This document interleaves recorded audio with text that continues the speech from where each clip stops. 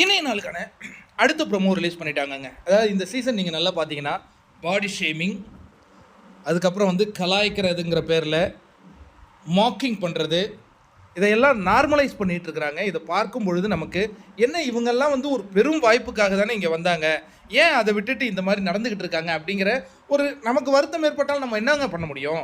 ஏன்னா நீங்கள் யோசிச்சு பார்த்தீங்கன்னா கலாய் என்கின்ற இதில் வந்து நிறைய பாடி ஷேம் பண்ணுறாங்க.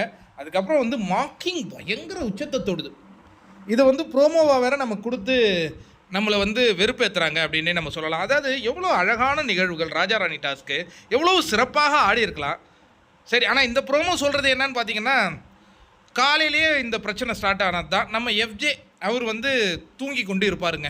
இன்னொன்று அவங்க அண்ணனாகிய சபரி இப்போ கேப்டன் ஆனதுலேருந்து கொஞ்சம் சாவகாசமாகவே இருக்காருன்னு வச்சுப்போமே, அவர் தூங்கிக்கிட்டு இருந்தார். அதை வந்து நாய் குலைத்து அவளை எழுப்பி விடுது. ஆனால் யார் தூங்குனது அப்படிங்கும் பொழுது எஃப்ஜேவே சொல்ல மாட்டாங்க, இவரை தான் சொல்கிறாங்க. யார்? திவாகரை தான் சொல்கிறாங்க. அதுக்கப்புறம் திவாகர் நாய் இல்லை அப்படிங்கிற மாதிரி அது பண்ணிக்கிட்டே இருக்கும்போது அவர் அங்கே வந்து பேசிகிட்டு இருக்கும்போது திரும்பியும் நாய் குலைக்கின்றது.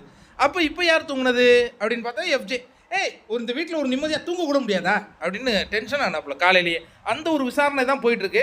சபரிக்கு தன்னுடைய தம்பி போல் பார்த்து கொண்டு இருக்கும். ஓ மேலே ஒரு கெட்ட பேர் வந்துடக்கூடாதுரா அப்படின்னு சபரி பேசுனதுலாம் இன்னும் என் கண்ணிலே இருக்குது. அதனால் கேட்குறாரு, நான் தூங்கலைன்னு சொல்லிட்டு அது ஒரு மாதிரி குரலி வித்தை காட்டுற மாதிரி பண்ணிகிட்டு இருக்காங்க. மகிழ்ச்சி.